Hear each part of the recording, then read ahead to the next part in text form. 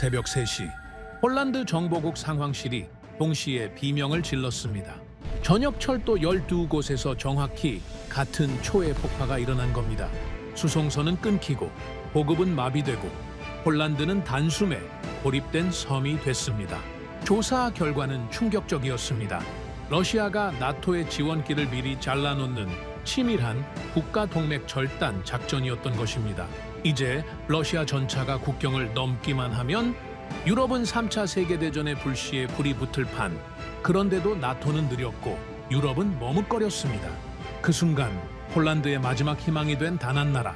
유럽 누구도 예상하지 못했던 그 기술의 나라 덕분에 전세는 조용히 뒤집히기 시작했습니다. 모두가 늦었다고 말할 때 유일하게 도착한 구원 투수는 대체 누구였을까요? 이제 직접 확인하실 시간입니다. 구독과 좋아요로 대한민국을 응원해주세요. 제 책상 위 모니터에는 폴란드 지도가 떠 있었습니다. 붉은 점이 하나, 둘, 셋 12개가 찍혀 있었습니다. 철도 폭발, 통신 두절, 사이버 공격. 모두 최근 3주 사이에 일어난 일들이었습니다. 이건 우연이 아닙니다. 정보국 브리핑룸에서 폴란드 장교가 말했습니다. 러시아가 움직이고 있습니다. 저는 마커스 칼슨, 스웨덴 출신 군사분석가입니다.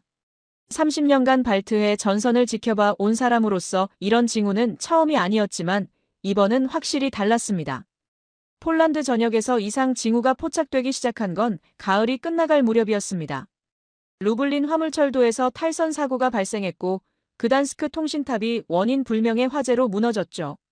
카토비체 변전소가 폭발했고 포즈난 군수창고에서 누전 사고가 일어났습니다.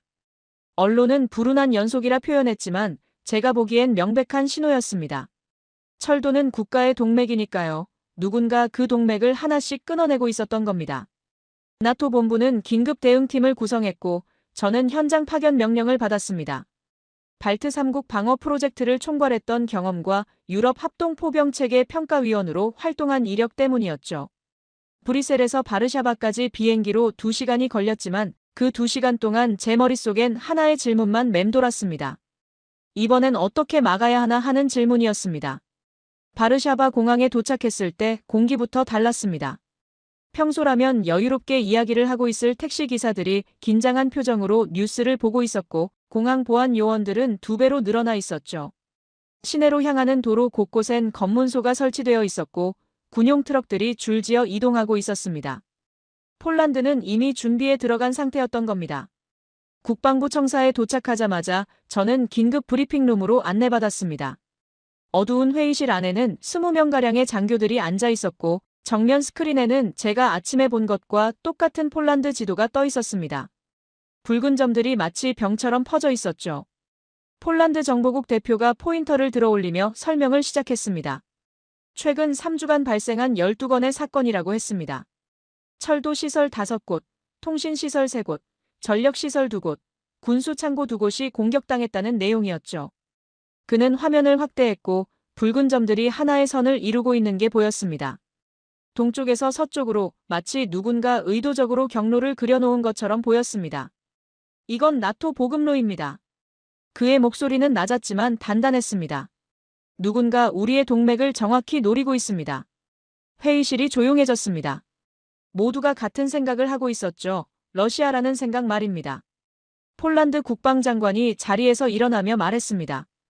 우리는 호라이즌 작전을 개시했습니다. 병력 1만 명을 즉각 투입해 전국 주요 시설을 경비하고 있습니다. 냉전 이후 최대 규모의 안보작전이라고 덧붙였습니다. 1만 명이라는 숫자가 의미하는 바를 모르는 사람은 이 방에 없었습니다. 폴란드는 이미 내부를 전시 상황으로 전환한 겁니다.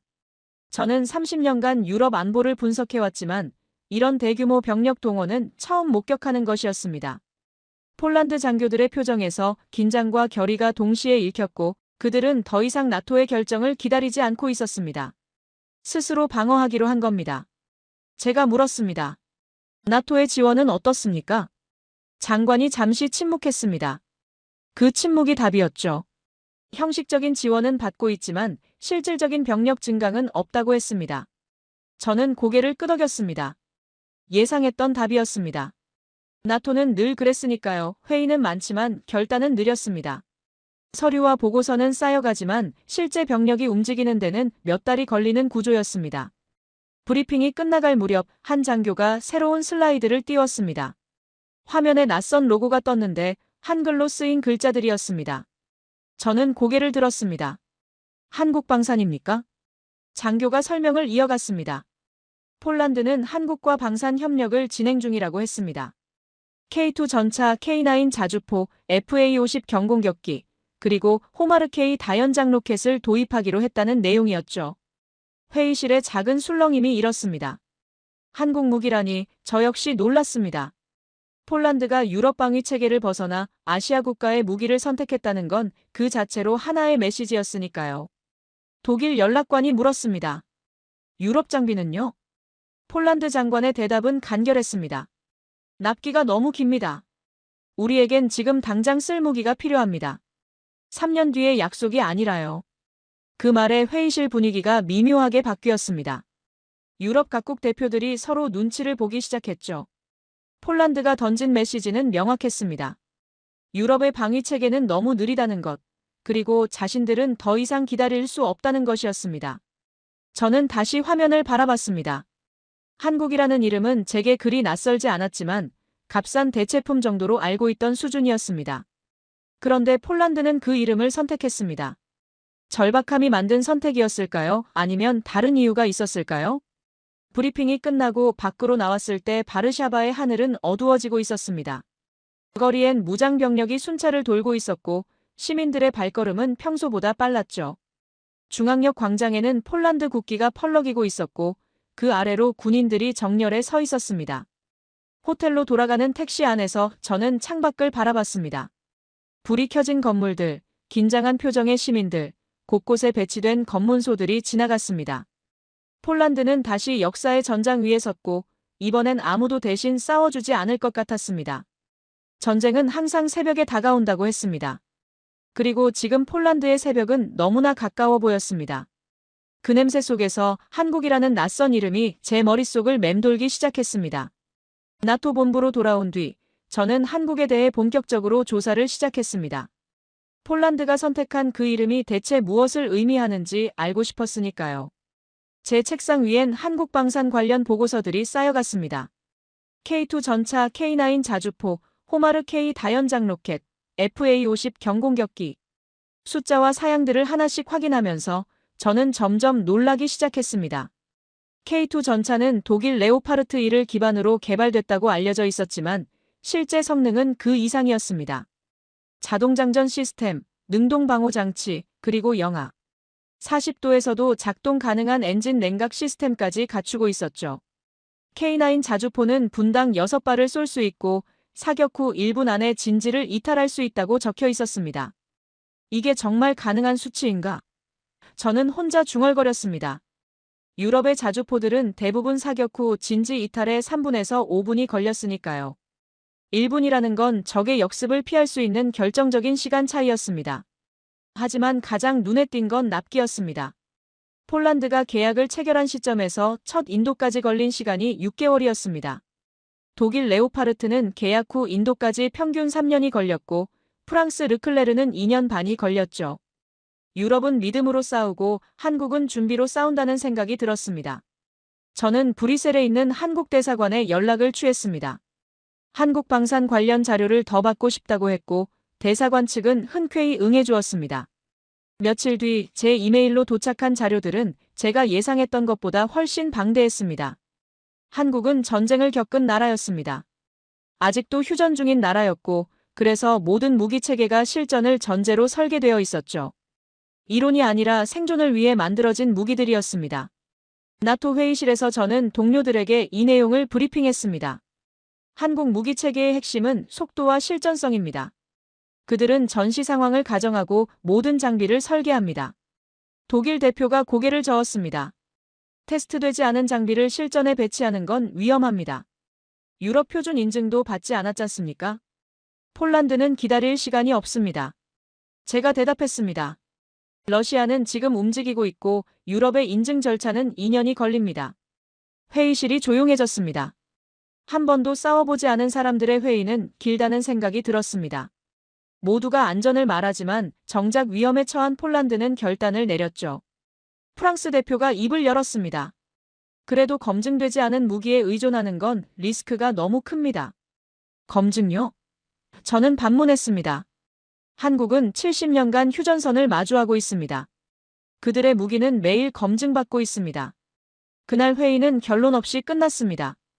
유럽은 여전히 회의와 보고서 속에 갇혀 있었고 폴란드는 이미 한국을 선택한 뒤였습니다. 며칠 뒤 저는 폴란드 군기지를 방문할 기회를 얻었습니다. 바르샤바 외곽에 위치한 기지에는 한국에서 도착한 첫 배치 장비들이 있었습니다. 기지 입구에서 폴란드 장교가 저를 맞이했습니다. 칼슨 박사님, 직접 보시면 이해하실 겁니다. 경납고 문이 열렸을 때 저는 숨을 멈췄습니다. K2 전차 12대가 줄지어 서 있었고 그 옆으로 K9 자주포 8대가 배치되어 있었습니다. 검은색과 녹색 위장 무늬가 칠해진 차체들은 생각보다 훨씬 세련되어 보였습니다. 올라가 보시겠습니까? 장교가 물었습니다. 저는 K2 전차에 올랐습니다. 내부는 예상보다 넓었고 디지털 계기판들이 정렬되어 있었습니다. 조종석에 앉아 화면을 켜보니 모든 시스템이 영어와 폴란드어로 표시되어 있었죠. 사용자 인터페이스를 현지화했습니다. 장교가 설명했습니다. 한국 측에서 폴란드 병사들의 훈련 수준에 맞춰 시스템을 재구성했습니다. 저는 고개를 끄덕였습니다. 이건 단순히 무기를 파는 게 아니었습니다. 상대국의 필요에 맞춰 시스템 전체를 조정하는 접근 방식이었죠. 그들의 엔진 소리가 생각보다 묵직했습니다. 경납고를 나와 야외 사격장으로 이동했습니다. K9 자주포 한 대가 준비되어 있었고 폴란드 포병들이 장비 점검을 하고 있었습니다. 실사격을 보여드리겠습니다. 장교가 말했습니다. 명령이 떨어지자 포병들이 신속하게 움직였습니다. 포탄 장전, 방위각 조정, 고각 설정까지 30초가 채 걸리지 않았습니다. 첫 발이 발사됐습니다. 굉음과 함께 포신에서 불꽃이 튀어나왔고 15km 떨어진 목표 지점에 명중했습니다. 그리고 놀라운 건 그 다음이었습니다. 연속으로 5발이 발사됐고 마지막 포탄이 나간 뒤 자주포는 즉시 이동을 시작했습니다. 사격부터 진지 이탈까지 걸린 시간은 정확히 58초였습니다. 저는 스톱워치를 내려다봤습니다. 보고서에 적힌 수치가 사실이었습니다. 어떻습니까? 장교가 물었습니다. 저는 한참 동안 말이 없었습니다. 값싼 복제품이라 생각했던 무기가 제 눈앞에서 완벽하게 작동하고 있었으니까요. 내가 틀린 걸까 아니면 세상이 변한 걸까 하는 생각이 들었습니다. 놀랍습니다. 저는 솔직하게 인정했습니다. 저희도 처음엔 의심했습니다. 장교가 웃으며 말했습니다. 하지만 훈련을 거듭할수록 확신이 들었습니다. 이건 우리가 필요로 하던 무기입니다. 그는 덧붙였습니다. 칼슨 박사님, 당신 나라의 탱크는 아직 오지도 않았잖습니까? 저는 말없이 하늘을 봤습니다. 눈발이 떨어지고 있었습니다. 폴란드는 더 이상 기다리지 않았고 한국은 이미 도착해 있었습니다. 기지를 떠나며 저는 생각했습니다. 유럽은 품질을 말하지만 한국은 준비를 보여주고 있었습니다.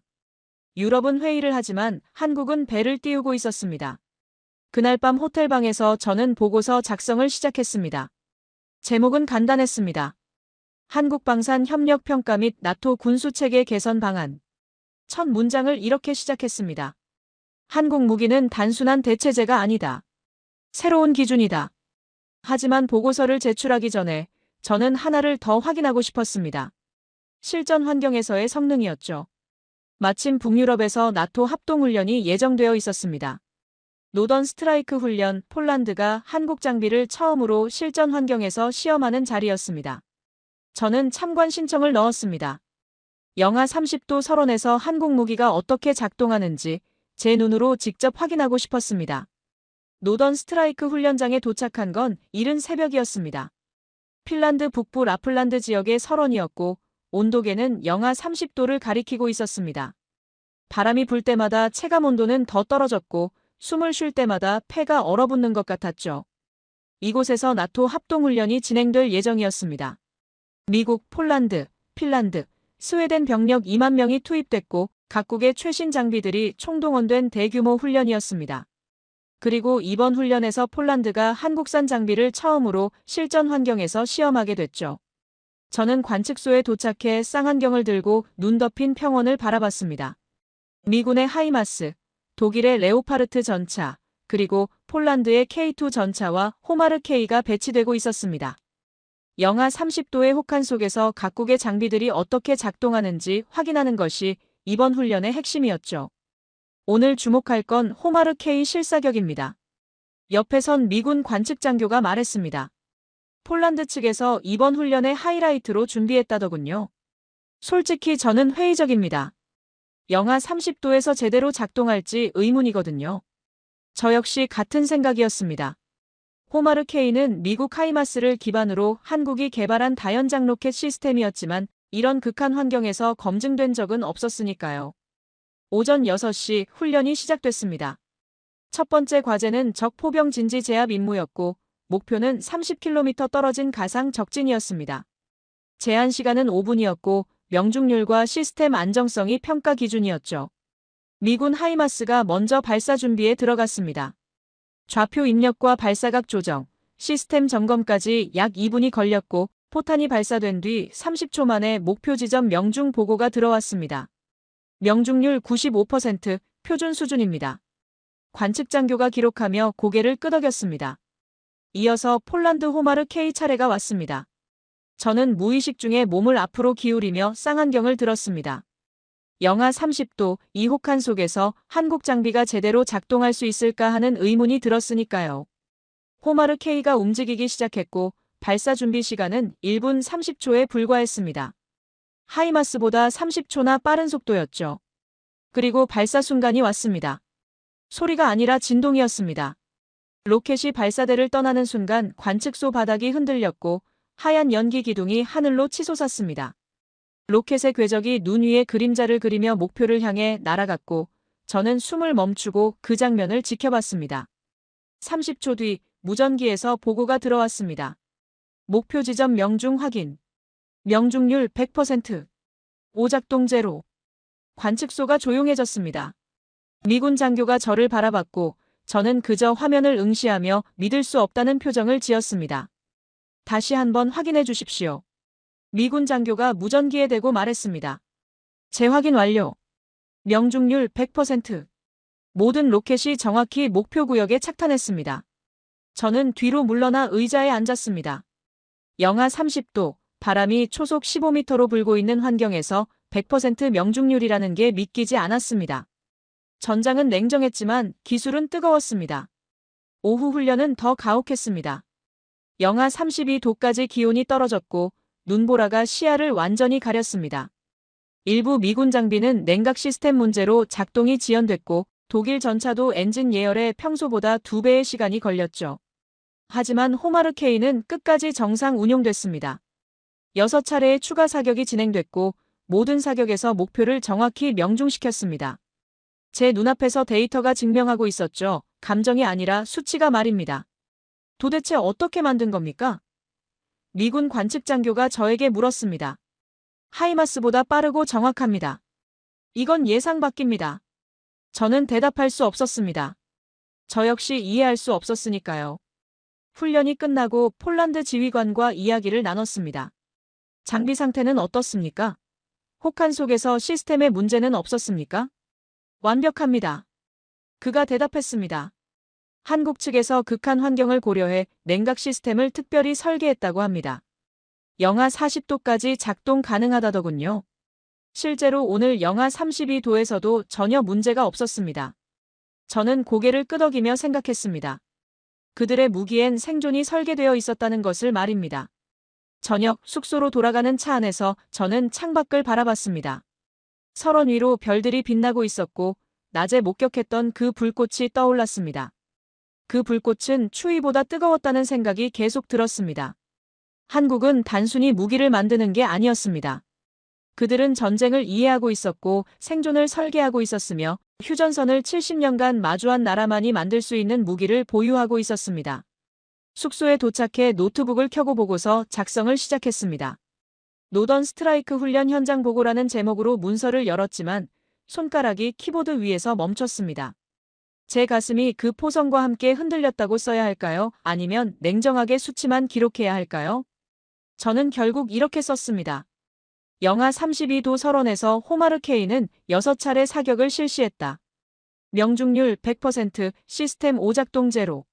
이는 나토 합동훈련 역사상 극한 환경에서 기록된 최고 수준의 성능이다. 한국은 이제 실험이 아니라 표준이다. 문서를 저장하고 창밖을 다시 바라봤습니다. 이제 누구도 한국을 싸구려라 부르지 못할 것이라는 확신이 들었습니다. 나토 본부로 돌아온 뒤 저는 유럽 각국의 군수 현황을 다시 검토하기 시작했습니다.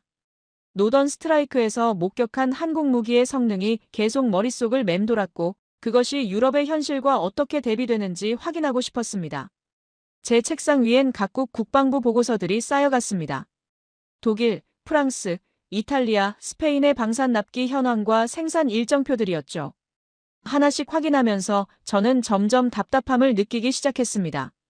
독일의 경우가 가장 상징적이었습니다. 독일은 최신형 레오파르트 EA8 전차를 개발했고 유럽 각국이 주문을 넣었지만 실제 인도는 지연되고 있었습니다. 첫 인도식이 열린 건 계약 체결 후 3년이 지나서였고 그마저도 단 한 대뿐이었습니다. 저는 화면에 띄워진 독일 국방부 보고서를 읽으며 한숨을 쉬었습니다. 레오파르트 EA8 본격 양산 일정 2027년에서 2030년 사이 예정. 2030년이라니 지금으로부터 6년 뒤였습니다. 6년이면 전쟁이 시작되고 끝날 수도 있는 시간이었고 폴란드 같은 최전선 국가에겐 생존과 직결된 문제였죠. 반면 폴란드 보고서는 완전히 달랐습니다. 폴란드는 한국과 K2 전차 1080대 계약을 체결했고 첫 인도까지 걸린 시간은 6개월이었습니다. 그리고 이미 180대가 실전 배치를 완료한 상태였죠. 같은 기간 독일이 한 대를 인도하는 동안 한국은 180대를 폴란드 전선에 배치한 겁니다. 저는 두 보고서를 나란히 놓고 비교했습니다. 독일은 3년 만에 한 대를 인도했고 한국은 6개월 만에 180대를 인도했습니다. 상징과 실전, 설계도와 완성품의 차이였습니다. 나토 회의가 소집됐습니다. 유럽 재무장 계획에 대한 중간 점검 회의였고 각국 대표들이 브뤼셀 본부에 모였습니다. 저는 폴란드와 한국의 협력 사례를 발표하기로 했고 회의실 분위기는 평소보다 무겁게 느껴졌습니다. 회의실 정면 스크린에 비교 그래프를 띄웠습니다. 한쪽엔 독일 라인메탈의 전차 조립, 공장 사진이, 다른 한쪽엔 한국 창원 공장에서 완성된 전차들이 선적되는 장면이 나타났습니다. 두 이미지의 대비가 너무나 극명했죠. 폴란드는 한국을 통해 20년의 시간을 단축했습니다. 저는 침착하게 말했습니다. 2020년부터 2025년까지 3년간 폴란드의 방위 전력 증강률은 320% 상승했습니다. 이는 나토 회원국 중 최고 수치입니다. 회의실이 조용해졌습니다. 저는 다음 슬라이드로 넘어갔습니다. 같은 기간 독일, 체코, 스웨덴은 계약 후 인도 지연이 지속되고 있습니다. 평균 납기 지연은 24개월이며 일부 계약은 36개월 이상 지연되고 있습니다. 독일 대표가 자리에서 일어났습니다. 칼슨 박사, 우리는 품질을 최우선으로 합니다. 검증되지 않은 장비를 서둘러 배치하는 것과는 다릅니다. 안전성 테스트와 인증 절차를 거쳐야 합니다. 저는 고개를 끄덕이며 대답했습니다. 품질은 중요합니다. 하지만 전쟁은 품질보다 속도를 요구합니다. 러시아는 지금 움직이고 있고 폴란드는 내일이 아니라 오늘 필요한 방패를 원했습니다. 인증 절차가 2년씩 걸린다면 그 사이에 전쟁이 일어나면 어떻게 하시겠습니까? 프랑스 대표가 끼어들었습니다. 그래도 유럽 방위 체계의 통합성을 고려해야 합니다. 한국 장비는 나토 표준과 맞지 않습니다. 폴란드는 이미 나토 합동훈련에서 한국 장비를 성공적으로 운용했습니다. 저는 노던 스트라이크 훈련 영상을 재생했습니다. 영하 32도 설원에서 호마르 K는 명중률 100%를 기록했습니다. 미군 하이마스보다 빠른 속도로 말입니다. 이것이 통합성의 문제입니까? 아니면 성능의 증명입니까? 회의실이 다시 조용해졌습니다. 화면 속에서 호마르 K의 로켓이 발사되고 목표 지점에 정확히 명중하는 장면이 반복 재생됐습니다. 몇몇 대표들은 메모를 하기 시작했고 몇몇은 고개를 숙인 채 생각에 잠겼습니다. 미국 대표가 입을 열었습니다. 흥미로운 데이터입니다. 한국의 생산성과 군수 통합 능력은 확실히 전례가 없는 수준입니다. 우리도 한국과의 협력을 검토할 필요가 있겠습니다. 저는 마지막 슬라이드를 띄웠습니다. 우리는 기술보다 태도를 배워야 합니다. 한국은 될 때까지가 아니라 지금 해야 한다는 원칙으로 움직입니다. 그들은 기다리지 않습니다. 회의가 끝난 뒤 복도에서 폴란드 대표가 저에게 다가왔습니다. 칼슨 박사 감사합니다. 우리의 선택이 옳았다는 걸 증명해 주셨습니다. 처음엔 많은 비판이 있었지만 이제 결과가 말해주고 있습니다. 저는 고개를 저었습니다. 증명한 건 제가 아니라 한국입니다. 그들은 말이 아니라 결과로 보여줬습니다. 그날 저녁 호텔방으로 돌아와 창밖을 바라봤습니다. 브뤼셀의 밤하늘은 흐렸지만 제 머릿속은 선명했습니다. 지도 위에서 보던 유럽이 현실에선 너무 느렸다는 생각이 들었습니다. 책상에 앉아 저는 혼잣말을 했습니다. 전쟁은 숫자보다 속도다. 그 단순한 진리를 우리는 너무 늦게 배웠다. 30년간 유럽 안보를 분석해온 제가 이제야 깨달은 사실이었습니다. 아무리 강력한 무기도 전장에 도착하지 못하면 무용지물이고 아무리 정교한 계획도 실행되지 않으면 허상일 뿐이었습니다. 유럽은 아직 설계도를 보고 있고 한국은 이미 배를 띄웠습니다. 독일은 품질을 말했지만 폴란드는 생존을 선택했습니다. 그리고 그 선택이 옳았다는 걸 데이터가 증명하고 있었습니다. 노트북을 열고 보고서에 한 문장을 추가했습니다. 속도는 이 시대의 새로운 무기다. 그리고 한국은 그 속도를 이해하고 있다. 며칠 뒤 폴란드 국방부로부터 연락이 왔습니다. 그단스크 항구에서 한국산 무기 대규모 인도식이 열린다는 소식이었습니다. K2 전차 K9 자주포 호마르 K를 실은 선박이 도착한다고 했죠. 저는 즉시 참석 의사를 밝혔습니다. 한국의 조립 라인이 멈추지 않는다는 걸 직접 확인하고 싶었습니다. 시간과 싸우는 그들의 모습을 제 눈으로 보고 싶었으니까요. 비행기 티켓을 예약하며 저는 생각했습니다.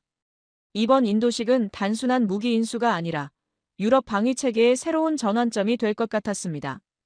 폴란드가 선택한 길이 옳았다는 것을, 그리고 한국이 유럽의 새로운 파트너가 될 수 있다는 것을 보여주는 순간이 될 거라고 말입니다. 비행기 안에서 저는 창밖을 바라보며 다시 한번 중얼거렸습니다. 전쟁은 숫자보다 속도다. 구름 사이로 폴란드 땅이 보이기 시작했습니다. 곧 그단스크 항구에 도착할 것이고 그곳에서 저는 또 다른 역사의 순간을 목격하게 될 것 같았습니다. 그단스크 항구에 도착한 건 이른 아침이었습니다. 발트해의 차가운 바람이 얼굴을 스쳤고 항구 전체가 이미 사람들로 가득 차 있었습니다. 폴란드 국기와 태극기가 나란히 펄럭이고 있었고 군악대가 연주 준비를 하고 있었습니다. 저는 관계자 구역으로 안내받아 항구 부두에 섰습니다. 수천 명의 시민들이 모여 있었고 아이들은 부모 어깨 위에 올라타 바다를 바라보고 있었습니다. 이 광경이 낯설면서도 감동적이었습니다. 저 배입니다. 옆에 선 폴란드 장교가 수평선을 가리켰습니다. 멀리서 거대한 화물선이 다가오고 있었습니다. 선체에는 한국 해운사의 로고가 선명하게 보였고 갑판 위로 위장막이 덮인 거대한 물체들이 실려 있었습니다. K2 전차 K9 자주포 호마르 K였습니다. 배가 접안하기 시작했고 항구 전체가 조용해졌습니다. 수천 명의 시선이 그 배 한 척에 집중됐고 저 역시 숨을 죽이며 지켜봤습니다. 선원들이 밧줄을 던졌고 항구 인부들이 받아 고정했습니다. 엔진 소리가 멈추고 갑판 위에서 한국 기술진들이 내려오기 시작했습니다. 그들은 폴란드 군 관계자들과 악수를 나누며 미소 지었습니다. 폴란드 총리가 연단에 올랐습니다. 확성기를 통해 그의 목소리가 항구 전체에 울려 퍼졌습니다. 오늘 이 배는 단순한 무기를 실어온 게 아닙니다. 그는 천천히 말했습니다. 이 배는 우리의 미래를 싣고 왔습니다. 한국과 함께 우리는 다시는 무너지지 않을 것입니다. 환호성이 터져나왔습니다. 수천 명의 시민들이 박수를 치며 소리쳤고 아이들이 태극기와 폴란드 국기를 함께 흔들었습니다. 저는 그 순간 가슴이 뭉클해지는 걸 느꼈습니다. 총성 대신 함성이 들렸습니다. 전쟁의 공포 대신 희망의 함성이 항구를 가득 채웠습니다. 하역 작업이 시작됐습니다. 거대한 크레인이 움직이며 위장막을 벗긴 K2 전차를 천천히 들어올렸습니다. 검은색과 녹색 위장 무늬가 햇빛에 반짝였고 관중들이 다시 환호했습니다. 한 대, 두 대, 세 대. 전차들이 부두 위에 내려졌고 폴란드 병사들이 각 전차 앞에 도열했습니다. 그들은 새 장비를 받은 아이처럼 신이 나서 전차에 손을 얹으며 사진을 찍었습니다. 저는 그 장면을 바라보며 생각했습니다. 폴란드 항구는 그날 하나의 전선이 아니라 하나의 희망이었습니다. 언론 기자들이 몰려들었습니다. 카메라 플래시가 터졌고 마이크들이 총리와 한국 관계자들 앞으로 쏟아졌습니다. 폴란드 국영방송 기자가 물었습니다. 총리님, 이번 인도가 폴란드 안보에 어떤 의미가 있습니까? 총리가 대답했습니다. 폴란드는 서유럽을 기다리지 않습니다. 우리는 스스로의 힘으로 우리를 지킵니다. 그리고 한국은 우리의 가장 믿을 수 있는 파트너가 되었습니다. 한국 대사가 마이크 앞에 섰습니다. 폴란드의 안전은 곧 유럽의 안전입니다. 우리는 폴란드가 평화 속에서 번영하기를 바라며 그 평화를 지키는데 함께하게 되어 영광입니다. 폴란드 기자가 다시 물었습니다. 한국 무기가 유럽 무기보다 빠르게 인도됐습니다. 이유가 무엇입니까? 한국 대사가 잠시 생각하더니 대답했습니다. 우리는 약속을 지키는 것을 가장 중요하게 생각합니다. 계약서에 적힌 날짜는 우리에게 신뢰의 문제입니다. 그 말에 저는 고개를 끄덕였습니다. 저는 이해했습니다. 전쟁을 막는 건 기술이 아니라 믿음이었다는 것을 말입니다. 오후가 되자 시민들이 직접 전차 가까이 다가올 수 있도록 허용됐습니다. 아이들이 전차 앞에서 사진을 찍었고 노인들은 전차를 만지며 눈물을 흘렸습니다. 한 노인이 제게 다가왔습니다. 박사님, 저는 2차 대전 때 소련군이 들어오는 걸 봤습니다. 그때 우리를 지켜줄 무기는 없었습니다. 그는 떨리는 손으로 K2 전차를 가리켰습니다. 하지만 지금은 다릅니다. 이제 우린 안전해요. 저는 그의 손을 잡았습니다. 말로 표현할 수 없는 감정이 복받쳤습니다. 저녁이 되자 항구의 조명이 켜졌습니다. 전차들이 줄지어 서 있는 모습은 마치 거대한 방패처럼 보였습니다. 폴란드 국기와 태극기가 조명을 받으며 나란히 펄럭였고 그 아래로 사람들이 여전히 모여 있었습니다. 저는 부두 끝에 서서 발트해를 바라봤습니다. 파도 소리가 들렸고 멀리 수평선 너머로 별들이 떠오르기 시작했습니다. 폴란드 장교가 제 옆에 섰습니다. 칼슨 박사, 오늘 어떠셨습니까? 저는 잠시 침묵했다가 대답했습니다. 저는 오늘 역사를 봤습니다. 두 나라의 믿음이 전쟁보다 빠르게 연결되는 순간을 봤습니다. 그가 고개를 끄덕였습니다. 한국 사람들이 떠나기 전에 한 말이 있습니다. 우리는 같은 아픔을 겪었다. 그래서 당신들을 이해한다고 말이죠. 저는 그 말에 가슴이 뭉클해졌습니다. 한국도 전쟁을 겪었고 분단을 겪었으며 혼자 일어서야 했던 나라였습니다. 그래서 폴란드의 절박함을 이해했고 그래서 약속을 지켰던 겁니다. 호텔로 돌아가는 길 택시 창밖으로 그단스크 시내가 지나갔습니다. 건물마다 폴란드 국기가 걸려 있었고 몇몇 건물엔 태극기도 함께 걸려 있었습니다. 거리의 전광판엔 오늘 인도식 장면이 반복 재생되고 있었습니다. 택시 기사가 말했습니다. 오늘 온 나라가 기뻐하고 있습니다. 드디어 우리도 스스로를 지킬 힘이 생겼습니다. 저는 창밖을 바라보며 대답했습니다. 당신들은 혼자가 아닙니다. 호텔방에 도착해 노트북을 켰습니다. 보고서에 오늘의 기록을 남겨야 했습니다. 그단스크 항구 인도식 참관 보고라는 제목으로 문서를 열었습니다. 키보드 위에 손을 올렸지만 한참 동안 아무것도 쓸 수 없었습니다. 오늘 본 것은 단순한 무기 인도가 아니었습니다. 그건 두 나라의 연대였고 믿음의 증명이었으며 평화를 향한 의지였습니다. 저는 결국 이렇게 썼습니다. 오늘 그단스크 항구에서 나는 전쟁이 아니라 평화를 목격했다. 한국의 속도는 단순한 기술이 아니다. 그건 두려움을 이기는 용기였다. 문서를 저장하고 침대에 누웠습니다. 창밖으로 발트해의 파도 소리가 들렸고 그 소리는 이상하게도 평화롭게 느껴졌습니다. 그 순간 저 또한 그 배를 기다린 사람 중 하나였다는 생각이 들었습니다. 그단스크에서 돌아온 뒤 유럽의 공기가 미묘하게 변하기 시작했습니다. 폴란드의 성공 사례가 언론을 타고 퍼지면서 다른 동유럽 국가들도 한국에 관심을 보이기 시작했던 겁니다. 하지만 그와 동시에 러시아의 움직임도 더욱 노골적으로 변하고 있었습니다. 나토 본부에 긴급 보고가 올라왔습니다. 러시아 정찰선 얀타르호가 스코틀랜드 북부 해역에 접근했다는 내용이었습니다. 영국 공군이 긴급 출격했고 나토 전체의 경계 태세가 상향 조정됐습니다. 저는 브리핑룸에서 위성 사진을 확인했습니다. 얀타르호는 러시아의 정보 수집함으로 해저 케이블과 통신망을 감시하는 것으로 알려진 선박이었습니다. 스코틀랜드 북부는 유럽과 북미를 잇는 주요 해저 케이블이 지나가는 지점이었죠. 또 시작이군요. 옆에 선 영국 정보관이 한숨을 쉬었습니다. 저는 고개를 끄덕였습니다. 전쟁은 없지만 긴장은 계속되고 있었습니다. 같은 시각, 폴란드 국경에서도 이상 징후가 포착됐습니다. 사이버 공격 시도가 다시 증가했고 드론 정찰이 여러 차례 탐지됐습니다. 폴란드 국방부는 즉각 대응 태세를 강화했고 국경 지역 병력을 증원했습니다. 나토 긴급회의가 소집됐습니다. 각국 대표들이 화상으로 연결됐고 저는 현장 상황 분석을 담당했습니다. 러시아는 물리적 공격보다 심리전을 선택하고 있습니다. 저는 보고를 시작했습니다. 정찰선 파견, 사이버 공격, 드론 정찰 등은 모두 유럽의 대응 능력을 시험하는 행위입니다. 독일 대표가 물었습니다. 실제 군사행동으로 이어질 가능성은 얼마나 됩니까? 저는 잠시 생각했습니다. 현재로선 낮습니다. 하지만 폴란드의 방위력 강화가 러시아의 계산을 바꿨을 가능성이 있습니다. 그들은 폴란드가 더 이상 만만한 상대가 아니라는 걸 확인하고 있습니다. 폴란드 대표가 발언했습니다. 우리는 전쟁을 원하지 않습니다. 하지만 대비는 끝났습니다.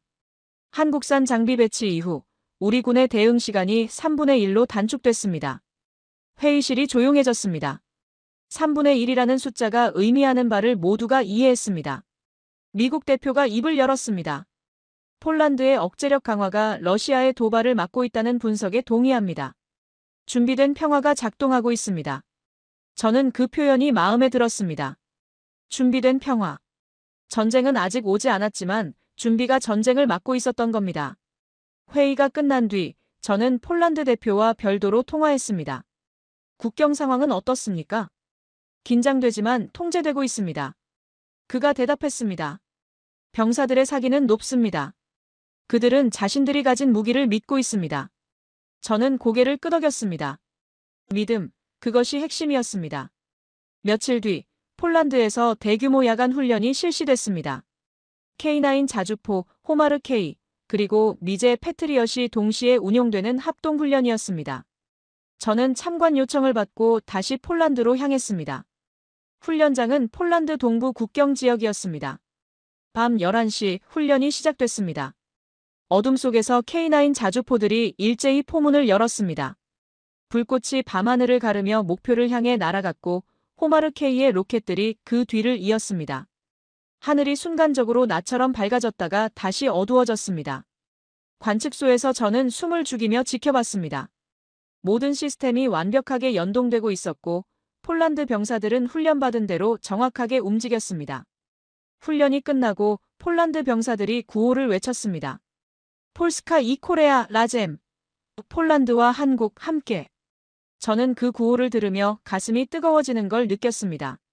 어둠 속에서 포성 대신 결의가 울렸습니다. 훈련장을 떠나며 폴란드 지휘관이 저에게 말했습니다. 칼슨 박사, 우리는 더 이상 두렵지 않습니다. 러시아가 무엇을 하든 우리는 준비되어 있습니다. 저는 그의 눈빛을 보며 대답했습니다. 당신들은 혼자가 아닙니다. 유럽 전체가 당신들의 결의를 보고 있습니다. 나토 본부로 돌아온 뒤 저는 최종 보고서 작성에 들어갔습니다. 제목은 폴란드 한국 방산 협력의 전략적 함의와 유럽 안보에 대한 시사점이었습니다. 보고서에 저는 이렇게 썼습니다.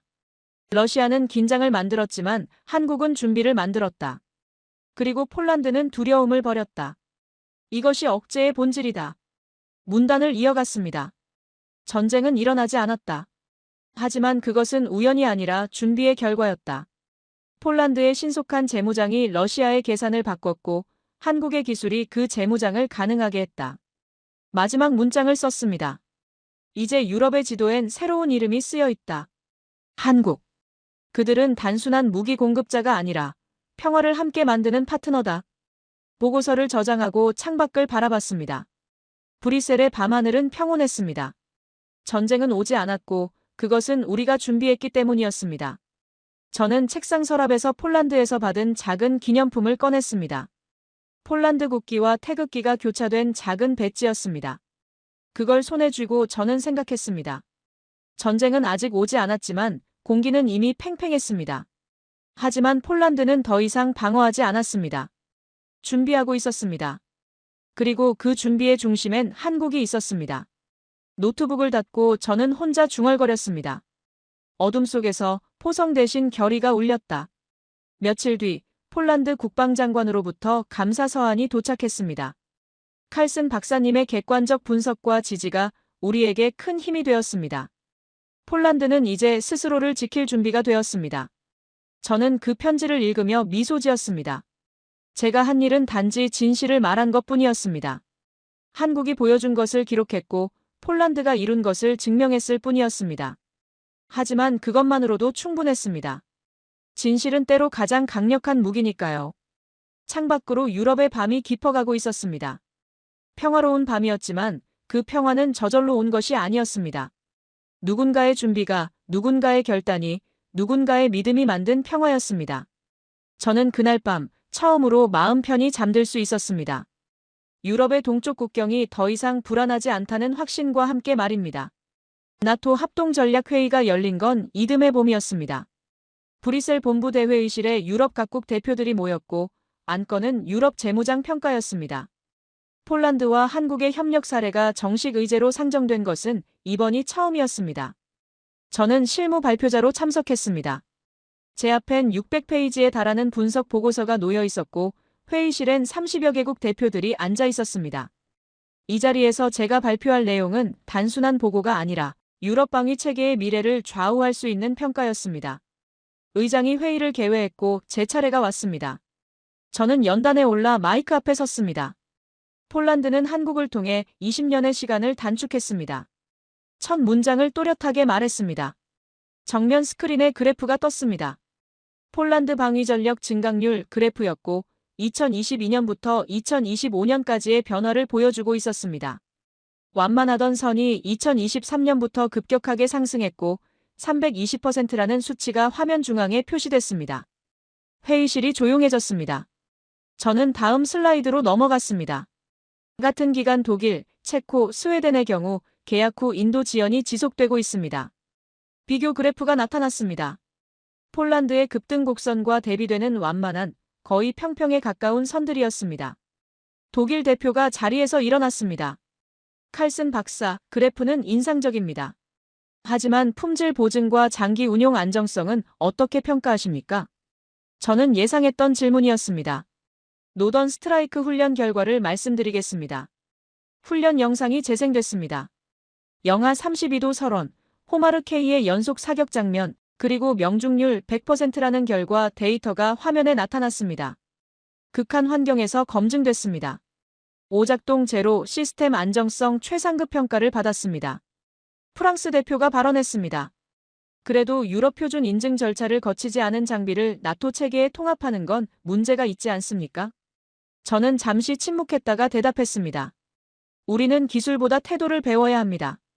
한국은 될 때까지가 아니라 지금 해야 한다는 원칙으로 움직입니다. 인증 절차가 2년 걸리는 동안 폴란드는 실전 배치를 완료했습니다. 회의실 분위기가 미묘하게 변했습니다. 몇몇 대표들이 고개를 끄덕였고 몇몇은 여전히 회의적인 표정이었습니다. 미국 대표가 입을 열었습니다. 폴란드 사례는 효율적 조달 모델로 평가할 만합니다. 우리는 한국과의 협력을 확대할 계획입니다. 폴란드 대표가 발언권을 요청했습니다. 한국과의 협력은 단순한 무기 구매가 아니었습니다. 그들은 우리의 상황을 이해했고 우리가 필요로 하는 시점에 정확히 도착했습니다. 이것이 진정한 동맹입니다. 저는 마지막 슬라이드를 띄웠습니다. 폴란드 한국 합동 시연회 영상이었습니다. K2 전차 K9 자주포 호마르 K가 동시에 포진한 장면이 나타났고 화면 아래 문구가 떴습니다. 연대를 통한 행동. 참가국 대표들 사이에서 박수가 터져나왔습니다. 처음엔 몇 명이었지만 점점 더 많은 사람들이 동참했고 결국 회의실 전체가 기립박수로 이어졌습니다. 저는 그 순간을 잊을 수 없을 것 같았습니다. 서울에서 시작된 박수가 브뤼셀을 울렸습니다. 회의가 끝난 뒤 복도에서 여러 나라 대표들이 저에게 다가왔습니다. 에스토니아, 라트비아, 리투아니아 대표들이었습니다. 칼슨 박사, 우리도 한국과 협력 방안을 검토하고 싶습니다. 에스토니아 대표가 말했습니다. 발트 3국은 폴란드보다 상황이 더 절박합니다. 저는 고개를 끄덕였습니다. 한국 대사관에 연결해드리겠습니다. 그들은 진지한 파트너를 환영할 겁니다. 그날 저녁, 저는 브뤼셀 시내의 작은 레스토랑에서 폴란드 대표와 저녁 식사를 했습니다. 그는 와인 잔을 들어올리며 말했습니다. 칼슨 박사, 당신이 없었다면 오늘의 성과는 없었을 겁니다. 저는 고개를 저었습니다. 아닙니다. 성과를 만든 건 폴란드의 결단과 한국의 신뢰였습니다. 저는 단지 그것을 기록했을 뿐입니다. 그가 웃으며 대답했습니다. 때로는 기록하는 것이 가장 중요한 일입니다. 진실을 기록하는 건 말입니다. 저는 와인잔을 들어 그와 건배했습니다. 호텔로 돌아와 저는 창밖을 바라봤습니다. 브뤼셀의 밤 풍경이 평화로웠습니다. 나토 본부 건물에 불이 켜져 있었고 유럽연합 깃발이 바람에 펄럭이고 있었습니다. 저는 노트북을 열고 개인 일지에 오늘의 기록을 남겼습니다. 나는 평생 나토를 믿었다. 하지만 지금은 확신한다. 미래는 서울에서 시작된다. 그 문장을 쓰고 나서 저는 잠시 멈췄습니다. 30년간 유럽 안보를 연구해온 제가 아시아의 한 나라에서 미래를 보게 될 줄은 몰랐습니다. 하지만 사실이었습니다. 한국은 속도를 보여줬고 폴란드는 용기를 보여줬으며 유럽은 이제 배우기 시작했습니다. 며칠 뒤 나토 사무총장 명의로 공식 보고서가 발간됐습니다. 제목은 효율적 방산 조달의 새로운 모델 폴란드 한국 협력 사례 분석이었습니다. 보고서 서문에는 이렇게 적혀 있었습니다. 폴란드의 성공은 단순한 무기 구매의 성공이 아니다. 이것은 신속한 의사결정, 명확한 목표 설정, 그리고 신뢰할 수 있는 파트너십이 만든 성과다. 나토 회원국들은 이 사례에서 배워야 한다. 저는 그 보고서를 읽으며 뿌듯함을 느꼈습니다. 제가 수집한 데이터와 분석이 공식 문서가 됐고 그것이 유럽의 정책 방향에 영향을 미치게 된 겁니다. 하지만 가장 중요한 건 따로 있었습니다. 그래프의 상승선은 단지 숫자가 아니었습니다. 그건 생존의 곡선이었고 평화를 향한 의지였으며 두 나라가 함께 만든 기적이었습니다. 저는 책상 서랍에서 폴란드 배지를 꺼내 다시 한번 들여다봤습니다. 폴란드 국기와 태극기가 교차된 그 작은 배지가 지금은 단순한 기념품이 아니라 역사의 증거처럼 느껴졌습니다. 창밖으로 해가 지고 있었습니다. 유럽의 저녁은 고요했지만 그 고요함 속에는 수많은 사람들의 노력이 담겨 있었습니다. 유럽의 하늘은 잔뜩 흐려 있었지만 정세는 달라져 있었습니다. 러시아는 발트해와 폴란드 국경 지역에서 군사 행동 없이 관망하고 있었습니다. 나토 내부 분석 보고서에는 명확하게 적혀 있었습니다. 폴란드의 억제력 강화가 도발을 막았다는 내용이었고 한국산 무기 전력 배치가 주요 억제 요인 중 하나로 작용했다는 평가였습니다. 저는 그 보고서를 읽으며 안도했습니다. 전쟁은 일어나지 않았고 준비가 전쟁을 막았던 겁니다. 폴란드에서 국제방산 전시회가 개막했습니다. 저는 초청을 받아 바르샤바로 향했고 전시회장 입구에 들어서자 거대한 현수막이 눈에 들어왔습니다. 강철 속의 연대라고 폴란드어와 한글로 함께 쓰여 있었습니다. 전시회장 중앙 부스에는 태극기와 폴란드 국기가 나란히 걸려 있었고 그 아래로 K2 전차가 전시되어 있었습니다. 시민들, 병사들, 기술자들이 모여 환하게 웃고 있었고 아이들이 전차 앞에서 사진을 찍고 있었습니다. 저는 그 광경을 보며 생각했습니다. 강철보다 빛나는 건 신뢰였다고 말입니다. 전시회장을 걸으며 여러 부스를 둘러봤습니다. 폴란드 국방부 부스에는 한국과의 협력 성과를 보여주는 대형 패널이 설치되어 있었고 320%라는 방위전력 증강률 그래프가 관람객들의 시선을 끌고 있었습니다. 한국 방산 업체 부스 앞에는 폴란드 장교들이 줄을 서서 상담을 기다리고 있었고 통역사들이 분주하게 움직이고 있었습니다. 한 폴란드 병사가 K2 전차 모형을 들고 자랑스럽게 동료들에게 설명하는 모습이 보였습니다. 저는 전시회장 한쪽에 마련된 세미나실로 향했습니다. 기조 연설자로 초청받았기 때문이었습니다. 연단에 올라 마이크 앞에 섰을 때 300명의 청중이 저를 바라보고 있었습니다. 폴란드 정부 관계자들, 군 장성들, 언론인들, 그리고 일반 시민들이었습니다. 저는 천천히 입을 열었습니다. 한국의 강철은 단단했지만 한국의 의지는 더 단단했습니다. 청중들이 집중했습니다. 이건 무기의 이야기가 아니라 인간의 선택에 대한 이야기입니다. 폴란드는 기다리지 않기로 선택했고 한국은 약속을 지키기로 선택했습니다. 그 두 선택이 만났을 때 평화가 가능해졌습니다. 박수가 터져 나왔습니다. 처음엔 몇 명이었지만 점점 커지더니 전체 세미나실을 가득 채웠습니다. 저는 계속 말을 이어갔습니다. 서울에서 출발한 기술이 유럽의 평화를 덮었습니다. 이것은 기적이 아니라 준비였고 우연이 아니라 선택이었습니다. 세미나가 끝나고 밖으로 나왔을 때 바르샤바의 거리는 평온했습니다. 시민들이 카페에서 여유롭게 커피를 마시고 아이들이 광장에서 뛰어놀고 있었습니다. 1년 전 긴장으로 가득했던 이 거리가 이제는 완전히 다른 모습이었습니다. 이것이 평화의 모습이구나 하는 생각이 들었습니다. 전쟁이 없는 것이 아니라 두려움이 없는 것이 평화였습니다. 호텔로 돌아가는 길 택시 안에서 라디오를 통해 뉴스가 흘러나왔습니다.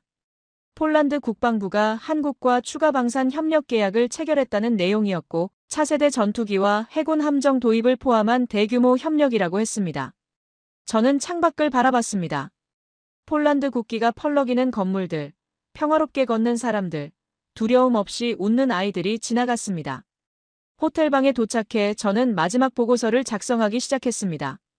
제목은 평화를 만드는 속도 한국-폴란드 협력의 전략적 성과였습니다. 키보드 위에 손을 올리고 천천히 타이핑을 시작했습니다. 한국은 세계를 지키기 위해 스스로 강해졌고 이제 그 강함이 세상을 지키고 있다.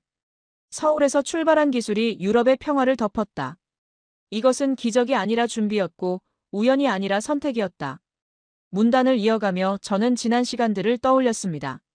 처음 폴란드 지도 위에 붉은 점들을 봤던 순간, 한국이라는 낯선 이름을 처음 들었던 순간, 노던 스트라이크 설원에서 호마르케이의 포성을 들었던 순간, 그단스크 항구에서 환호하는 시민들을 봤던 순간들이 파노라마처럼 지나갔습니다.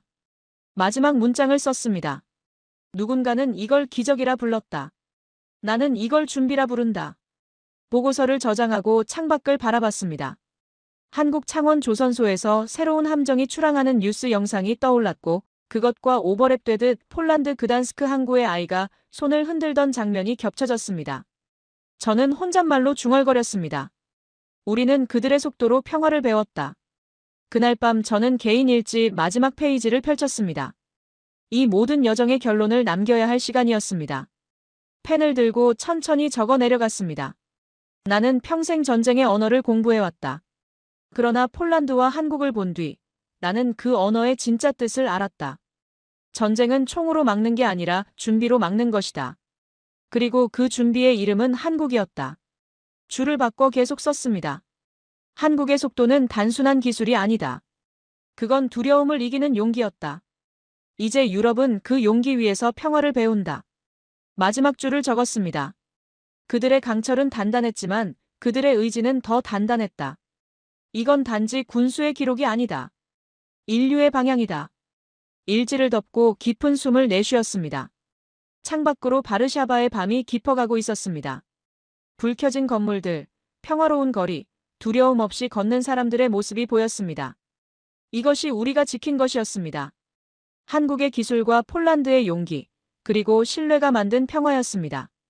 다음 날 아침 공항으로 가는 길에 바르샤바 중앙역을 지나갔습니다. 1년 전 무장병력이 경계를 서던 그곳은 이제 평범한 출퇴근 인파로 가득했고 폴란드 국기와 태극기가 나란히 걸린 현수막이 역사 건물에 펄럭이고 있었습니다. 공항에 도착해 짐을 챙기며 폴란드를 돌아봤습니다. 이 나라는 다시 역사의 전장 위에 섰지만 이번에는 홀로 서지 않았습니다. 한국이 함께 있었고 그 연대가 평화를 만들었습니다. 비행기가 이륙했습니다. 창밖으로 폴란드 땅이 점점 멀어졌고 발트해의 푸른 물결이 햇빛에 반짝였습니다. 저는 가방에서 폴란드 배지를 꺼내 들여다봤습니다. 폴란드 국기와 태극기가 교차된 그 작은 배지는 이제 제게 가장 소중한 물건이 되었습니다. 브뤼셀로 돌아가는 비행기 안에서 저는 마지막 문장을 떠올렸습니다. 그들의 속도로 세상이 바뀌고 있다. 그리고 그 변화의 시작은 한국이었습니다. 비행기가 구름 위를 날고 있었습니다. 아래로 유럽 대륙이 펼쳐져 있었고 그 대륙은 이제 조금 더 안전해졌습니다. 한국의 강철 덕분에, 폴란드의 용기 덕분에, 그리고 신뢰 덕분에 저는 눈을 감았습니다. 평화로운 비행이었습니다. 준비된 평화, 그것이 진짜 평화였습니다. 오늘 사연에 대한 여러분의 생각을 댓글로 남겨주세요. 오늘 들려드린 사연에 공감하셨다면 구독과 좋아요 눌러주시고 주변 분들과도 공유해 주세요. 여러분의 작은 관심과 응원이 영상 제작에 큰 힘이 됩니다. 오늘도 여러분의 하루의 작은 즐거움이라도 되었기를 바라며 지금까지 감동뭉클이었습니다. 끝까지 시청해 주셔서 감사합니다. 다음에 더 감동적인 사연으로 찾아뵙겠습니다.